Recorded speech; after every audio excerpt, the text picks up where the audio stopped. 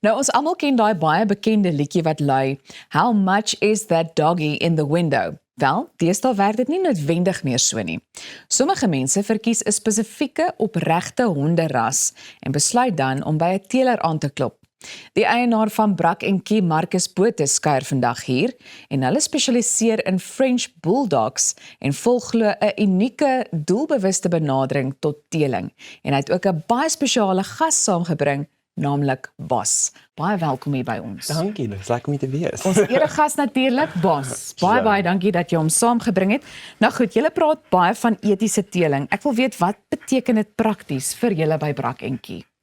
Weet jy, dit vir my beteken dit om basies vir die hond alles te gun wat jy kan en soveel spasie te gee as wat jy kan en alles te doen met sê 'n veearts of iets soos dit en nie jou eie goedjies net aan te vang en die hond te benadeel in die proses nie, ja. Ja. En jy sê julle teel min en doelbewus, jy weet dat julle min teel en doelbewus groot maak. Ek wil jy net vir ons verduidelik wat daai benadering ook beteken. So om jou idee te gee, ek bedoel ons steel, jy nou noem jou liters, ons sal so maksimum 3 liters 'n jaar hê. Sê ons het 7 teefies byvoorbeeld, maar hulle gaan nie almal in 1 jaar babytjies kry nie. So ons gaan deur dit, hulle sal 'n jaar afvat, of 2 jaar afvat en as ons voel ons nou weer lus vir 'n ou litertjie, dan sal hulle kom en doelbewus in die sin van ons sal gesondheidsprobleme uitwis. So as ons weet daar's dalk 'n probleempie, die teefie sukkel om asem te haal, sal jy nou nie 'n reën op haar nou sit wat nou sukkel om asem te haal. So ja, ek bedoel ons probeer maar net so min as moontlik eintlik maar liters 'n jaar. As dit sin maak, want ek bedoel baie teelers sal elke maand 'n liter hê. Ja. Van verskillende teewe af. So ons probeer dit nou nie doen nie.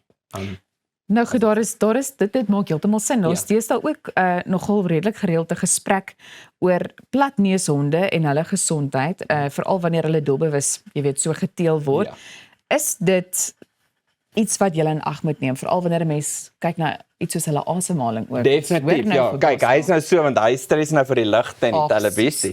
Ja. Maar oor die algemeen, ja, definitief. Dit is iets wat jy wil uitkanselleer. So hy is nou ons nuwe reentjie. Hy is ingevoer van Amerika af en hy het bietjie meer die plat neus. Ons ander reën wat ons gekry het van die UK af. Hy is definitief baie makliker asemhalende hond. So jy sal byvoorbeeld hom kan gooi op ander teefies wat byvoorbeeld nou sukkel. Ek sal glad nie hom op 'n teefie sit wat sukkel om asem te haal nie, want jy gaan die probleem net vererger. Maar op die einde van die dag, weet jy, hulle pas eintlik goed aan. Die asemhaling sal nou wees as hulle 'n bietjie stres of nou vreeslik rondhardloop, maar oor die algemeen is dit eintlik nie so groot probleem nie. As hy nou rustig is in jou huisie, is hy heel stil en op sy plek. Ja. Ja. Nou, hoe maak julle gereed of hoe maak julle seker dat elke hondjie gereed is vir hulle nuwe huis? Sjoe, dis 'n journey. Ek moet sê ons doen dit redelik deeglik. Hulle kry op 4 weekies al hulle eerste inspuitingkie. Okay. So ons maak seker al daai inentings is gedoen. En dan word hulle so 2 of 3 keer deur die veearts gecheck. So hulle word vir hulle ruggies, asemhaling, oogies, alles word hulle dan nou gecheck. So teen die tyd wat hy 8-9 weekies oud is om na sy nuwe huisie toe gaan, het hy al 3 inspuitings in, hy het sy mikroskyfies in. En die veearts het hom dan nou al 3 keer gesien, 3-4 keer gesien. Nou, julle het ook 'n sterk aanlyn teenwoordigheid. Ek wil vra, hoe belangrik is dit vir julle om mense bewus te maak van julle storie en ook die proses? Dit beteken vir my baie, want ek voel altyd dat 'n mens moet jou storie vertel. So ek is altyd so bang mense sien dit en dink, want die hondegemeenskap is maar 'n moeilike situasie, jy werk met diere. So ons wil altyd maar 'n post maak, as jy dit so wil noem, en vir die mense verduidelik, hoe lyk dit by ons en hoe hanteer ons honde en sulke goeters. So dit is baie belangrik. Ons probeer sê celebrities in die hande te kry en te sê, hoorie, sal jy ons verteenwoordig, kom kyk by ons huis, kom kyk na ons honde en gee jou opinie, ware opinie. So dit maak vir my baie saak. Marcus, ons het 'n paar sekondes oor, maar wat is vir jou die oulikste karaktereienskap van hierdie spesifieke honderas? 'n groot bekkie. Hulle groot bekkies, hulle is mensies. Weet jy, dit is 'n mens, dis nie 'n hond nie. Ek het al iets van alles gehad. Ek het al 'n Jack Russell gehad, 'n Yorkshire, 'n Boerboel, 'n Frenchie as 'n kind. Dis iets anders. En ja, soos ek sê, vreeslik vriendelik op sy plek en oulik. Wel, ons waardeer dit dat Bas ook saamkom kuier het en baie dankie dat jy vandag gedraai kom Dankie maak het. vir julle. En jy weet ook vir die feit dat jy dit dan op die regte manier doen Ja, en die regte ons probeer benadering altyd. volg. Dankie. Baie dankie. Goed, bly ingeskakel want daar is nog baie wat voor lê net hier by Goeiemôre. Good morning. Dis goeiemôre, good morning. Die Springbokke het die wêreld op die rugbyveld verower en bewys wat moontlik is wanneer 'n span regtig saamwerk. Nou word daardie suksesverhaal ontleed in 'n nuwe boek, The Bok Way, wat kyk na die beginsels agter die bokke se prestasie, kultuur en sukses. Skrywer P.J. Klaasen gesels vandag met ons oor die sleutels tot die sukses en hoe die beginsels selfs buite sport toegepas kan word. P.J., 'n warm welkom by Goeiemôre. Good morning. Baie dankie. The Bok Way fokus op meer as net rugby. Wat het jou geïnspireer om die boek te skryf? Dit is 'n kombinasie van twee goed waaroor ek baie passievol voel. In die eerste plek, die werk wat ek doen saam met my vernoot waar ons met besighede, groepe, spanne werk om omgewings en kulture te skep waar mense goeie werk kan doen, waar mense lekker werk en waar almal saam suksesvol kan wees. En dan in die tweede plek is ek ook 'n Bok-fan soos enigiemand anders en luister na wat die spelers sê, wat die coaches sê. En met daai spesifieke lens luister jy na wat hulle doen in daai omgewing om te help skep aan die sukses wat hulle behaal. So ek dink dit is daai twee goed wat op 'n baie lekker manier saamgekom het. Die Springbokke se sukses is ongelooflik. Wat dink jy het hulle reg gedoen wat ander spanne dalk nie doen nie? Wanneer jy kyk na iets soos Chasing the Sun, praat hulle oor ons doen dit vir die land.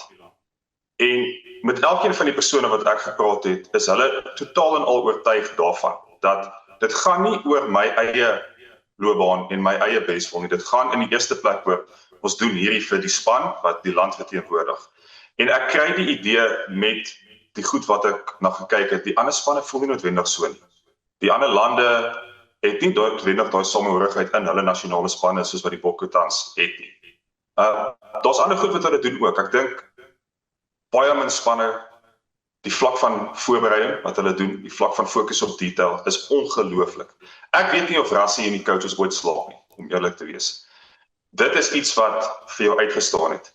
En dan ook spesifiek die vlak van verantwoordelikheid wat die spelers vat vir hulle eie ontwikkeling. Dit is nie iets wat algemeen in ons land byvoorbeeld voorkom. Ons het duisende goeie rugby spelers. En dit is iets wat Jacques Nienaber vir my gesê het, hulle by Munster geleer het, waar die Ere net 150 professionele spelers het. Hulle het 'n klein groepie mense om mee te werk en hulle moet hulle ten volle ontwikkel. Toe bring hulle daai verstaan terug hiernatoe en sê, right, ons het van die beste spelers in die wêreld, maar ons moet die spelers leer om hulle self te ontwikkel deurlopend ook. En dit is iets wat in die laaste, kom ons sê 7 jaar, vanaf daai ouens teruggekom het van Ierland af, baie pertinent pos gevat het.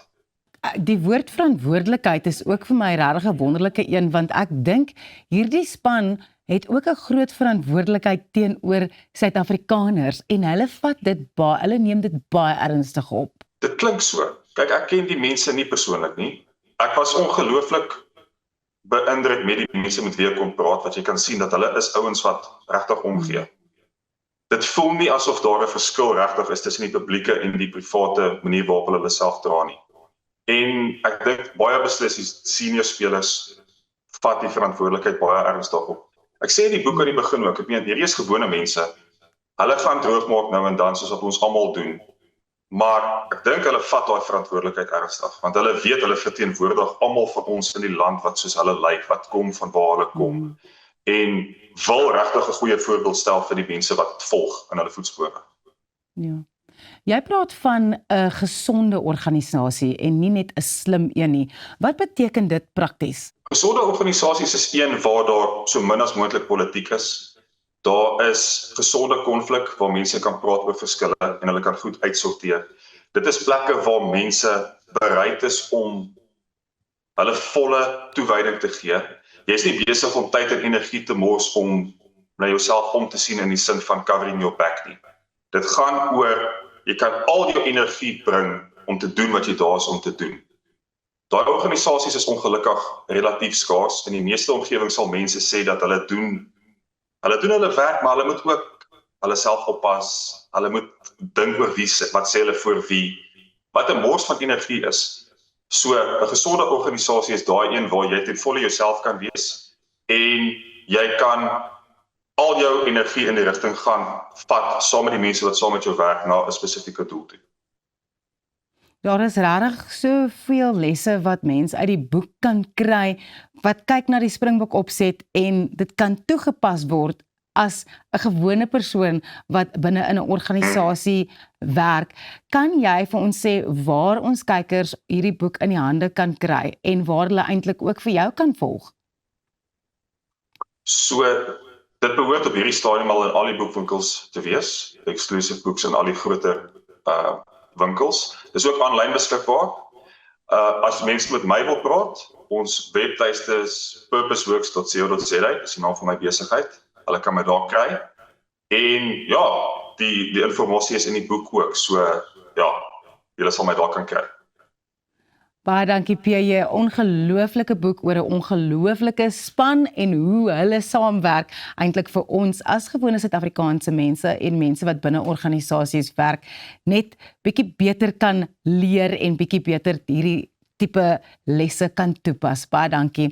Ons het 'n dubbel dosis musiek net hierna saam met Rooksyn en hulle nuwe lid. Ek het nie eers geweet hulle het 'n nuwe lid nie. Dit is eksklusief hier op Goeiemôre. Good morning. Pieter gaan saam met die musiekgroep gesels. Bly net waar jy is. As jy enige van hierdie onderhoude gemis het, gaan kyk uit op ons YouTube kanaal. Daar kan jy alles net so kry.